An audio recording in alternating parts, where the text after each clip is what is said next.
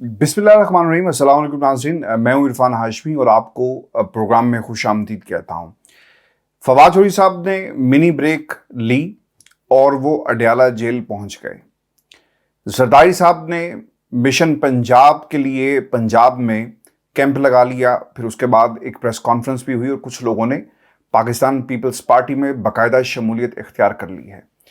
पंजाब की सूरत हाल इस वक्त क्या है, नंबर गेम क्या है, इसकी तफसीली कहानी मैं आपके सामने रखूंगा। और फिर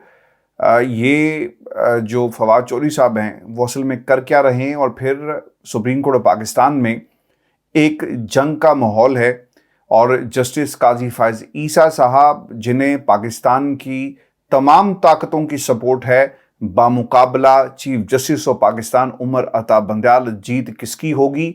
और तौहीन अदालत की कार्रवाई सिटिंग 3 जजों के खिलाफ 2 चीफ जस्टिस हैं और एक मुस्तकबिल का चीफ जस्टिस है।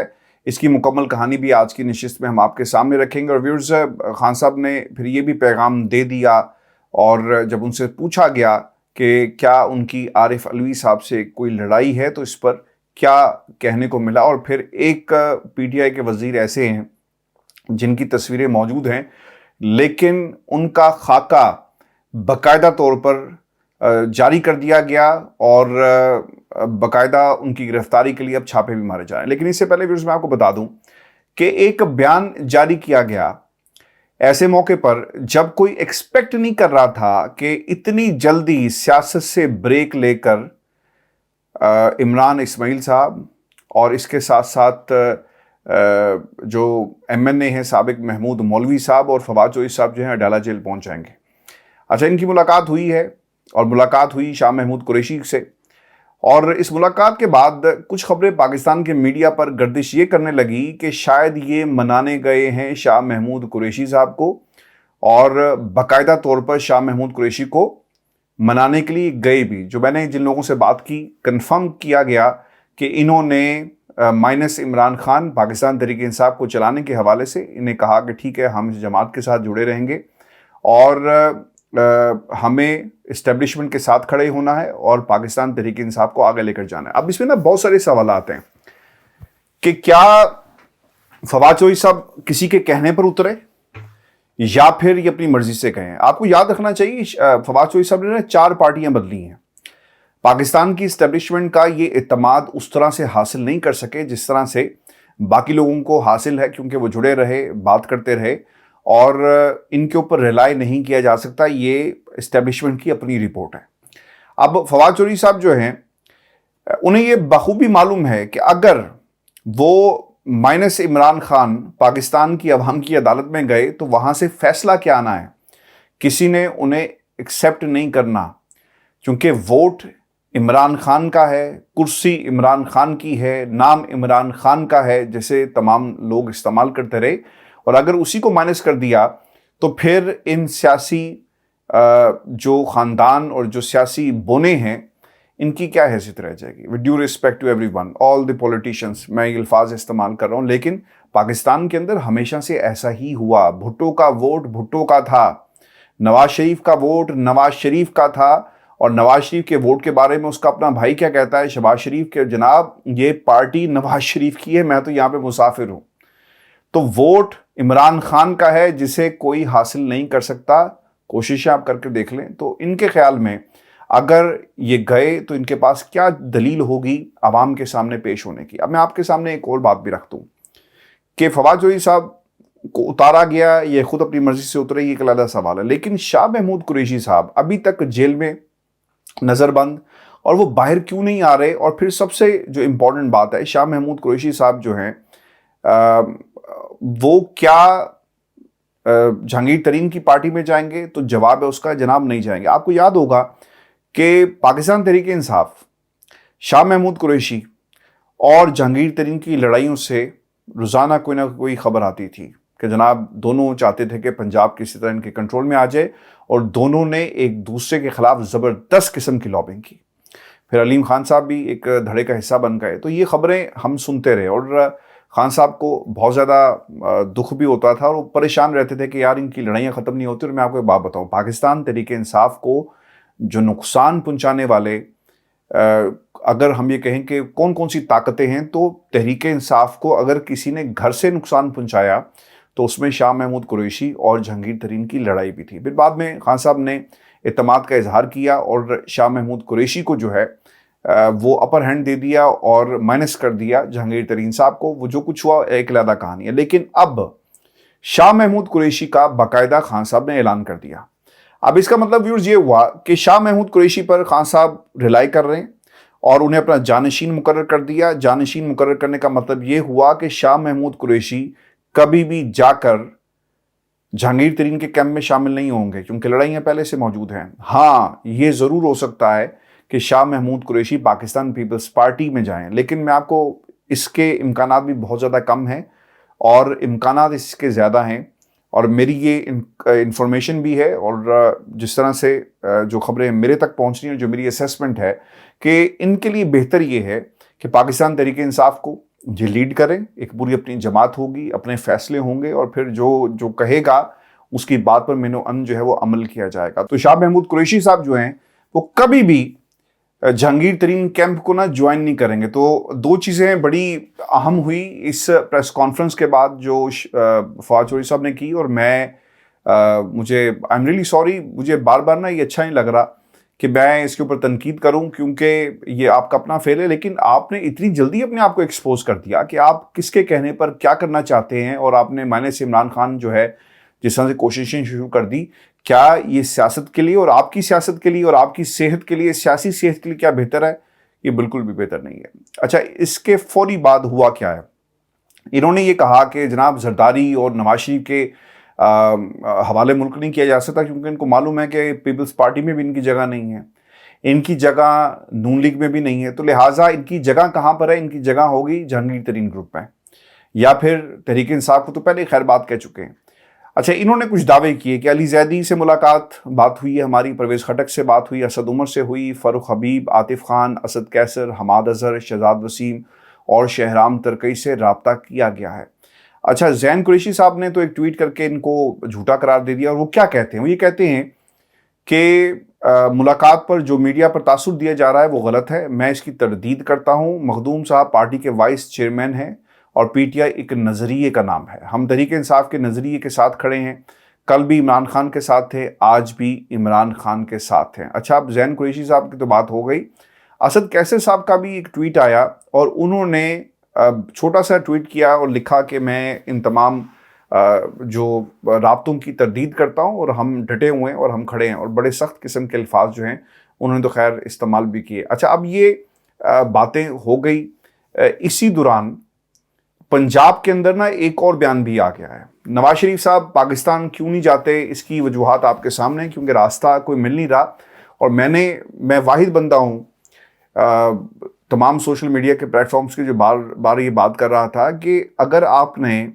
عمران خان کو اندر کر کے نواز شریف کو ریلیف دینے کی کوشش کی تو یہ طاقتوں کے گلے پڑ جائے گی۔ لوگ کہیں گے کہ یار اچھا یہ کرنا تھا، عمران خان کو آپ نے اندر کر دیا، نواز شریف کو باہر لے آئے، تو پھر جو پاکستان کی اسٹیبلشمنٹ ہے وہ یہ سوچتی ہے کہ جناب ہم کیوں دوبارہ آزمائے ہوئے کو آزمائیں، تو کیوں نہ ہم ایک نئی جماعت بنائیں۔ تو یہ سارا جو اس وقت گیم جو کھیلی جا رہی ہے پنجاب کے اندر، جو اس وقت پاور پالیٹکس کا مرکز بن چکا ہے، وہاں پر ایک نئی پارٹی جو ہے وہ بن رہی ہے۔ اور اسی دوران جب نئی پارٹی کی بازگشت ہے، رانا ثناء اللہ کو پاکستان پیپلز پارٹی کی باتیں اور تیور کوئی اچھا نہیں لگے، انہوں نے ایک بیان داغ دیا، کیونکہ ان کو نظر آ گیا ہے کہ زرداری صاحب لاہور میں آ کر بیٹھ گئے، بلاول زرداری لوگوں کو دھڑ دھڑ پیپلز پارٹی میں شمولیت اختیار کروا رہا ہے، آصف زرداری صاحب کروا رہے ہیں، تو یہ کیا ہو رہا ہے؟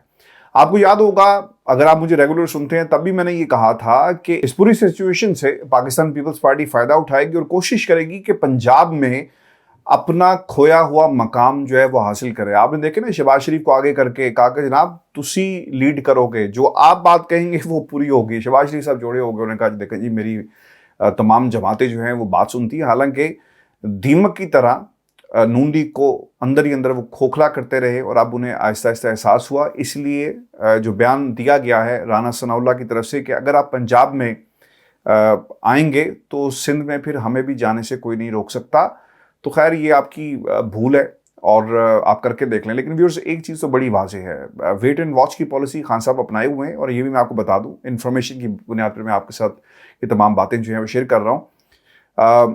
جتنے برے حالات پنجاب میں ہوں گے نا, آپ کو یاد رکھنا چاہیے, جتنی تقسیم در تقسیم پنجاب میں ہوگی نا, کہیں نہیں ہوگی. وفاق میں تو ہوتا تھا نا کہ حکومتیں, مخلوط حکومتیں بنتی رہی, ایک ایسی حکومت بنتی رہی جو مرہون منت ہوتی ہے, کسی کے 15-20 ووٹس کی حکومت بنتی ہے ایک اسٹریٹجی کے تحت, کہ وفاق میں جب بھی آپ نے کسی حکومت کو ہلانا ہو تو آپ ہلا سکتے ہیں. پنجاب کے اندر آپ کو ضرورت ہوتی ہے 5, 10, 6, 12 ووٹوں کی, لیکن اس دفعہ شاید پہلی دفعہ ہو کہ 2 یا 3 پارٹیز مل کر پنجاب میں حکومت بنائیں. جب ایسا کچھ ہوگا تو پھر کس کی بات مانی جائے گی اور کیا ہوگا, یہ ایک بہت ہی مشکل صورتحال پیدا ہونے جا رہی ہے. اور پنجاب کی حد تک جو ہے نا صورتحال بہت ہی مشکل ہو جائے گی, اور پیپلز پارٹی اپنا پورا زور لگا رہی ہے اپنی سیٹس کو بڑھانے کے لیے.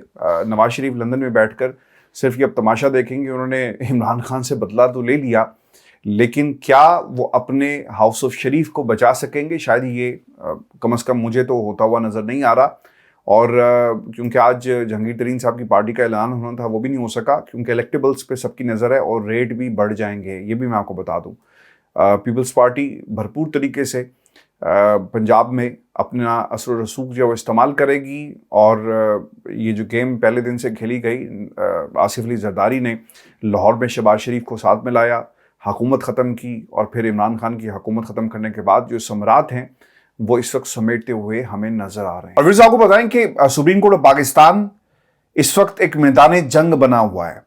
مظاہر علی نقوی صاحب ہوں, ان کے حوالے سے بھی ریفرنس چیف جسٹس نے آگے ذرا پش کر دیا ہے, اور پھر اس کے ساتھ ساتھ توہین عدالت کی کارروائی کی درخواست بھی جمع کروا دی گئی ہے جسٹس قاضی فائز عیسیٰ کے خلاف. اور پھر جو وفاق کی طرف سے اعتراض اٹھایا گیا, اس کی ایک نئی شکل جو ہے وہ ہمارے سامنے آئی ہے. آپ کو بتا دیں کہ آڈیو لیکس انکوائری کمیشن سماعت جو ہے وہ آئندہ ہفتے تک کے لیے ملتوی کر دی گئی ہے. انکوائری کمیشن کے خلاف دائر درخواستوں پر دوسری سماعت چیف جسٹس عمر عطا بندیال کی سربراہی میں سپریم کورٹ کے 5 رکنی بینچ نے کی ہے. چیف جسٹس کے مطابق اور بھی درخواستیں جو ہیں وہ دائر ہوئی ہیں. آفس سے چیف جسٹس سے کہا کہ ہم کہہ دیتے ہیں کہ یہ درخواستیں دائر کروائے, اور اگلے ہفتے یہ سن لی جائیں گے, اور پھر سماعت جو ہے ملتوی کر دی گئی ہے.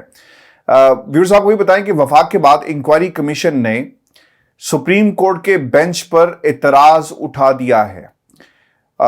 یہ بہت ہی غیر معمولی ایک اقدام ہے کسی بھی سپریم کورٹ آف پاکستان کے کسی بینچ کا, کسی جوڈیشل کمیشن کا, کیونکہ جب آپ جوڈیشل کمیشن کی حیثیت سے کام کر رہے ہوتے ہیں تو آپ کی حیثیت ایک جج کی نہیں ہوتی, کیونکہ جو جج کا استحقاق ہے کسی بھی عدالت کا, وہ کمیشن کے اختیارات سے بالکل الگ ہوتا ہے. آپ کو بتاتے چلیں کہ جسٹس قاضی فائز عیسیٰ کی سربراہی میں قائم 3 رکنی انکوائری کمیشن نے بھی آڈیو لیکس کمیشن کا کیس سننے والے سپریم کورٹ کے بینچ پر اعتراض کر دیا ہے. انکوائری کمیشن کے سیکرٹری نے سپریم کورٹ میں جواب جمع کرایا. جواب میں کہا گیا کہ آئینی درخواستیں قابل سماعت نہیں ہیں. انکوائری کمیشن نے 5 رکنی بینچ کی تشکیل کے طریقہ کار پر بھی اعتراض کرتے ہوئے کہا کہ بینچ کی تشکیل کا معاملہ ججز کمیٹی کے سامنے نہیں رکھا گیا. بہتر ہوگا کہ ججز کمیٹی کی جانب سے بینچ کی تشکیل تک 5 رکنی بینچ سماعت مؤخر کر دے. سپریم کورٹ میں درخواست دائر کی اور نہ ہی کمیشن پر اعتراض اٹھایا. کمیشن نے آرٹیکل 209 پر اپنا موقف پہلے اجلاس میں واضح کر دیا تھا, یہ بھی کہا گیا. آڈیو لیکس کمیشن کیس میں ججز پر اعتراضات کی وفاقی حکومت کی درخواست جو ہے واپس ہو گئی ہے. رجسٹرار نے وفاقی حکومت کی درخواست پر اعتراض کرتے ہوئے اسے واپس کر دیا اور ہدایت کی کہ جو درخواست کرنی ہو وہ کھلی عدالت میں کریں.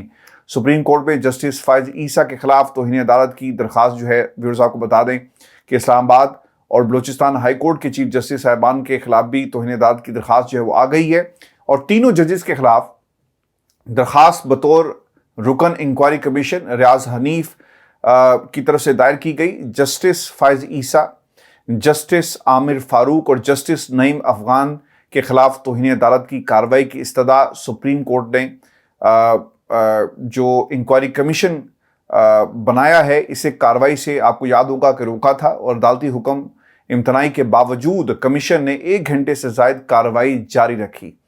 تینوں جج صاحبان خود بھی عدلیہ کا حصہ ہیں، یہ بھی کہا گیا ہے، اور کمیشن میں کارروائی کرتے ہوئے جج کی حیثیت نہیں ہوتی۔ انتہائی اہم نکتہ ہے، یہ آپ کو یاد رکھنا چاہیے، کیونکہ اگر کوئی سپریم کورٹ کا جج ہو یا کسی عدالت کا جج ہو، وہ اپنے اختیارات کو استعمال کرتا ہے تو یقیناً یہ اس کے حلف کے خلاف ہوگا۔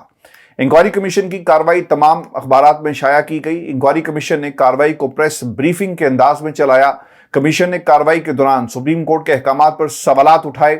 جسٹس مظاہر نقوی کے خلاف بھی کارروائی کا ویورز آغاز کر دیا گیا، لیکن اس پہ جانے سے پہلے میں آپ کو بتا دوں، کیونکہ آپ کو یاد ہوگا جو صاحب تھے اٹارنی جنرل صاحب، ان سے بار بار یہ پوچھا گیا کہ آپ کو کیا نوٹس ہوا، آپ کیوں گئے، آپ کو انکار کر دینا چاہیے تھا، آپ کو بتانا چاہیے تھا، اور ہمیں بھی فریق بنانا چاہیے تھا، کیوں نہیں بنایا؟ پھر انہیں یہ بھی کہا گیا کہ آپ ججز کا حلف پڑھ کر سنائیں۔ یہ سب کچھ اس عدالت میں ہوا، اس قاضی کی عدالت میں ہوا جو پاکستان کے آئندہ چیف جسٹس آف پاکستان بننے جا رہے ہیں، اور جو اعتماد ہے ان کے پیچھے پاکستان کی تمام پی ڈی ایم کا ٹولہ موجود ہے، جنہوں نے ڈیسک بجا کر ان کا پارلیمنٹ میں استقبال کیا۔ اس کے ساتھ ساتھ وہ تمام لوگ موجود ہیں جو پاکستان میں اس وقت ویلر ڈیلر بنے ہوئے ہیں، سیاسی جماعتیں کیسے بنانی ہے، کیا کرنا ہے۔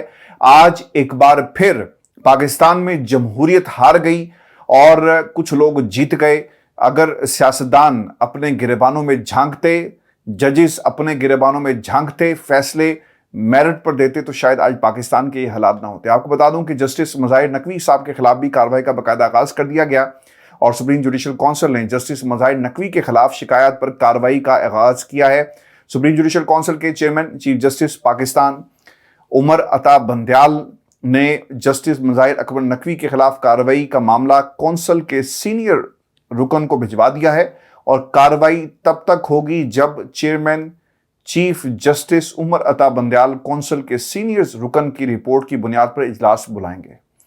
جوڈیشل کونسل اجلاس بلانے کا اختیار بطور chairman chief justice Umar Ata Bandial کے پاس ہے، یاد رکھیے گا، اور چیف جسٹس اجلاس بلانے سے قبل شکایت کے جائزے کے لیے معاملہ کونسل کے سینئر ممبر کو بھجواتے ہیں۔ یہ ایک پروسیجر ہے جسے باقاعدہ فالو کیا جائے گا، اور پھر یہ دیکھنا ہوگا کہ کیا واقعی چیف جسٹس کے اوپر کسی قسم کا پریشر ہے۔ میں آپ کو ایک بار پھر پاکستان کے حالات کی روشنی میں اور اس خبر کی روشنی میں جو ہم نے اسی پلیٹ فارم پر اپنے ذرائع سے بریک کی کہ ایک ملاقات ہوتی ہے چیف جسٹس کے چیمبر میں، اور اس ملاقات کے بعد پاکستان میں سیاسی منظرنامہ ایک دم بدل گیا۔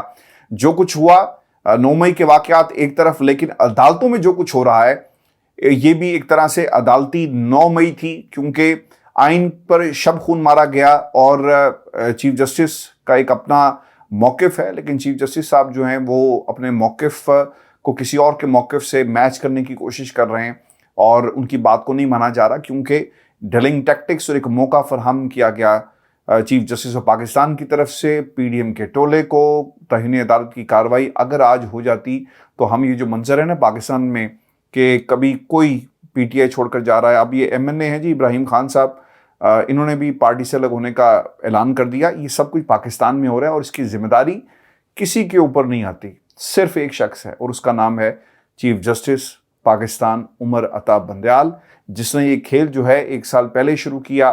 اس دن اگر یہ اعلان کر دیا جاتا کہ جناب اب جو ہونا تھا ہو گیا، لہٰذا آپ جائیں اور انتخابات کی تیاری کریں، شاید آج پاکستان میں حالات جو ہیں وہ بدل جاتے، لیکن یہ صورتحال کے ذمہ دار صرف چیف جسٹس اور پاکستان عمر عطا بندیال صاحب ہیں۔ ویورز میں آپ کو یہ بات بتا دوں کہ آئی ایم ایف نے ایک تو پروگرام ختم کرنے کے حوالے سے جو باتیں ہو رہی ہیں نا پاکستان کے اندر، یہ حکومت وقت جو ہے نا ہٹ دھرمین کی، یہ دیکھیں کہ حکومت وقت کہتی رہی کہ ہم ایک نیا پلان جو ہے اس کے اوپر نیگوشیٹ کر سکتے ہیں۔ یہ ڈار صاحب کی ایک اپنی پالیسی ہے جو انہوں نے کی، اور یہ اب خدشہ لگ گیا ہے کہ پروگرام مکمل ہوئے بغیر ہی ختم ہو جائے گا، یعنی پروگرام شروع بھی نہیں ہوا اور ختم ہو جائے گا۔ اور میں آپ کو ایک بات یہ بھی بتا دوں کہ آئی ایم ایف نے جو اقتصادی جائزے کے بعد جو آئی ایم ایف سے پاکستان کا معاہدہ جو کہا جا رہا ہے نا کہ ختم ہو جائے گا، اچھا انہوں نے بجٹ تجاویز کے حوالے سے پاکستان سے اس وقت ان کنورسیشن ہے، لیکن جو سب سے اہم بات تھی جسے باقاعدہ غوث پاشا نے، عائشہ غوث پاشا نے کیا کہا، اور ایک پیغام دیا. کل کو تو آپ کہتے تھے نا کہ خان صاحب کو کیا ضرورت پڑی تھی ایبسولوٹلی ناٹ کہنے کی, کیا ضرورت پڑی تھی امریکہ کو ناراض کرنے کی. آپ نے کیا کیا, یہ ملاحظہ کیجئے. IMF کے مشن چیف جو ہیں نیتھن پورٹر کے بیان کو پاکستان کے داخلی معاملات میں مداخلت قرار دیا. اب یہ کیا پاکستان کے داخلی معاملات میں اگر عمران خان کہے کہ ایبسولوٹلی ناٹ, تو حمزہ شہباز جو پنجاب کی سیاست اور پنجاب کی پک کے خواب دیکھ رہا ہے, وہ باتیں کرتا ہے, تو یہ کیا ہے؟ کوئی بتا دے کہ اندرونی معاملات پاکستان کے کیا آپ کو اس وقت یاد نہیں آتے تھے جب خان صاحب نے کہا کہ یہ ہمارے اپنے معاملات ہیں اور ہم اس کا فیصلہ خود کریں گے. لیکن IMF کا مینڈیٹ جو ہے اب اسے چیلنج کیا جا رہا ہے, اس کے کیا اثرات ہو سکتے ہیں, یہ انتہائی اہم معاملہ ہے. اور میں آپ کو ویورز یہ بھی بات بتا دوں, کیونکہ IMF جو ہے اس کی طرف سے ایک اور بھی کام جو ہے وہ کیا گیا ہے. اب نہ صرف پاکستان کے اندرونی معاملات کے اوپر بات ہو رہی ہے اور پاکستان کے حالات کے اوپر وہ نظر رکھے ہوئے ہیں, بلکہ وہ یہ بھی پوچھ رہے ہیں کہ جناب یہ جو کچھ 9 مئی کو ہوا اور جس طرح سے پاکستان کے اندر سیاسی جماعتوں پر پابندیاں عائد کی جا رہی ہیں, کیا یہ حالات ٹھیک کر پائیں گے؟ یہ ان کا ایک بنیادی سوال ہے. اور جب تک سٹیبلٹی نہیں آئے گی, آپ کو چاہیے کہ آپ پاکستان کے اندر سٹیبلٹی کو لے کر آئیں. اس کے بغیر کچھ نہیں ہو سکتا. یہ IMF کا مشن جو ہے وہ کہہ رہا ہے پاکستان کو. اچھا ویورز, آپ کو یہ بتا دیں کہ پیمرا کی طرف سے ایک بات کہی گئی, اور دبے الفاظ میں کیا بات کہی گئی کہ ایک سیاسی جماعت کا مقصد ریاست کو نقصان پہنچانا تھا, ریاست مخالف جذبات ابھارنے والوں کو ٹائم نہ دیا جائے, اور پھر ایک سیاسی جماعت کا مقصد جو بھی تھا قوم کے سامنے آنا چاہیے. ریاست مخالف سرگرمیوں میں نفرت پھیلانے والے کارکن ملوث تھے.